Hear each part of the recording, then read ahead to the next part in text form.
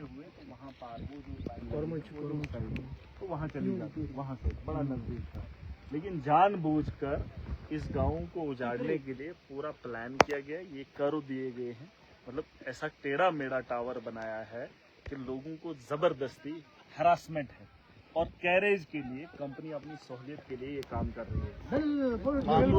मामला ये नहीं है, गवर्नमेंट का काम नहीं है, ये लोगों का काम है और इसकी नौकरी के लिए काम है। कुछ लोगों को लगता है सरकार अपने लिए करती है, नहीं, लेकिन जो काम होता है वो एक ठेकेदार अपने मफाद के लिए, अपनी आसानी के लिए जो टेंडर उसने दिया होता है, उस काम को करने के लिए वो सारा कोई तामझाम बुनता है, और एडमिनिस्ट्रेशन, कानून, पुलिस का इस्तेमाल करके लोगों को हरास करके अपने मफाद के लिए कईयों का गला घोंटता है। हमें नाराजगी नहीं, हमें सिर्फ एक बात की परेशानी है, ये इस किस्म का टावर, ये इस किस्म की इंजीनियरिंग मुझे नहीं चाहिए। अगर इनकी सर्वे हुई है ऊपर से, अभी भी वहाँ पर वो लगे हुए हैं, निशान लगे हुए हैं, ऊपर से न करने के बजाय ये शॉर्टकट क्यों अपनाया इन्होंने? अगर ये शॉर्टकट ही लेना था तो आज तक बाई रोड ही क्यों नहीं लाए इन्होंने? ये टावर आसान तो बाई रोड भी था, लेकिन यहाँ पर अपने मफाद के लिए लोगों का गला घोंटने में पूरा काम भुना जा रहा है। मैं सरकार से और उमर साहब से, जिनके हाथ में ये डिपार्टमेंट है,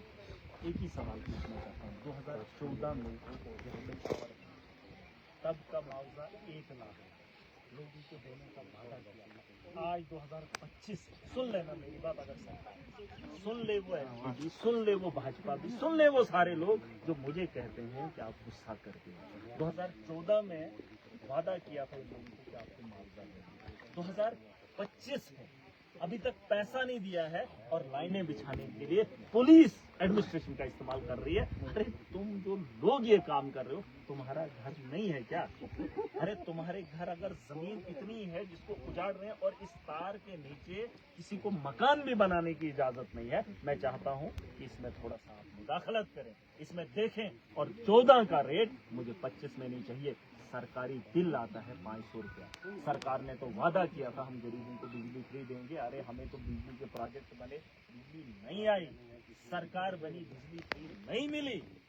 लेकिन अब जो ये तार लगी है, अब तो बिल पहले गरीबों का आता था 100 रुपया सरकार बनने से पहले, आज तो 1500 रुपया आ रहा है। हमें कोई भी फायदा नहीं है। लेकिन जो गाइडलाइन है, गवर्नमेंट की गाइडलाइन, अगर 14 में दिया होता लाख रुपया या 50,000 भी, तो इस वक्त कोई भी मांग नहीं कर रहा होता, बेच दी होती लोगों ने जमीन। लेकिन न तब इन्होंने मुआवजा दिया, और न आज दे रहे हैं जबरदस्ती। आज पुलिस के दम पे और सरकार के दम पे, और कुछ तुच्छे से लोग अपने मफाद के लिए इतने लोगों का गला बर्दाश्त नहीं करेंगे। मैं चेतावनी दे रहा हूँ, बता रहा हूँ, उंगली मत करें, गरीब को परेशान मत करिए। ये जो लोग हैं, इसमें हिंदू भी है, इसमें मुसलमान भी है, और ये पहाड़ों पे बसे हुए वो लोग हैं जिनके पास एक एक कनाल एक एक आदमी के पास बची है, और जिस पर तुमने अपना कब्जा किया है। मैंने कहा जो जमीन आपने ली है, गवर्नमेंट है ना, गवर्नमेंट स्टेट लैंड दे दे पहाड़ी, लेकिन जहाँ उस पर हक रहे उसका, अरे जितनी बची थी वो तो उसका पोता बना ही नहीं पाएगा। और वो जब देखेगा आने वाले कल में, इन पहाड़ों पे बैठने का शौक नहीं था लोगों को। आज हमारी हालत इन पहाड़ों में शहरों की जैसी हुई है, क्योंकि रोशनी एक्ट के तहत जो चीजें हमें मिली थी, उन पे भी आपने अपना कब्जा जमा लिया। जिन जंगलों को हमने आबाद किया, उन पर भी आज तुम नजर नहीं उठाने दे रहे हो।